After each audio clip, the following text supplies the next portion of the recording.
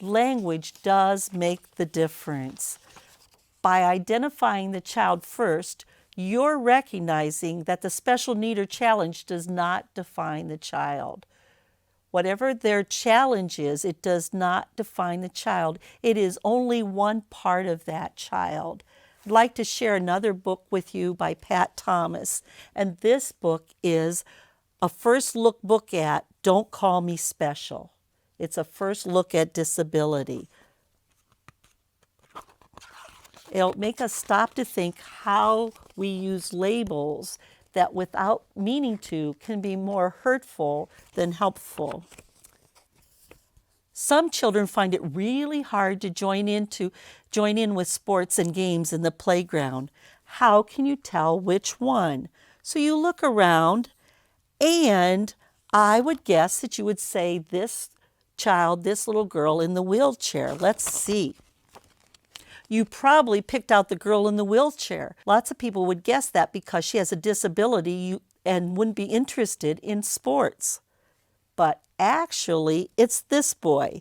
He hates sports because he can't run as fast as his friends, and he always gets pushed around. Sometimes when we see people who are different from us, we assume things about them that aren't true. When you assume, you're just making a guess. Assuming things about people can hurt their feelings and make them feel very left out. Everybody in the world is unique. That means that each one of us is a little different from everyone else. We each have things that we can do easily and things that we find hard and need help with. What about you? Do you know any children with a disability in your school, in your family? What things are they good at? What do they find difficult? What are you good at? What do you find difficult? If you need glasses to see or special scissors to cut with, you are using special equipment to help you do your best. What about you? What kind of disabilities do you have? Can you think of some types of equipment like glasses to help a person see that help people with disabilities? Children with disabilities often use helpful equipment too. They use ramps to make getting from one place to another easier.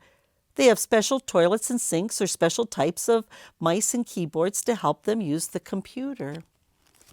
Some children are born with a disability, and some have a disability because they have had an illness or have been in an accident. There are many different types of disabilities. There are some where parts of your body don't work so well. There are some that make it hard to learn as fast as others.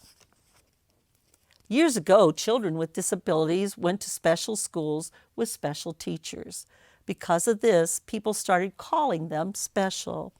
Today, many people with disabilities dislike being called special because it makes them sound too different from everyone else. Now, many children with disabilities go to ordinary schools. That's because we know that the world is more interesting when we can all be together and learn from each other. And even though children with disabilities may sometimes look different on the outside, inside they are just like you. They feel angry and sad when they are teased, and they feel happy and confident when they are accepted. Some children with disabilities have extra teachers or helpers who work with them at school and at home. Sometimes those teachers are adults, and sometimes they're children in the class.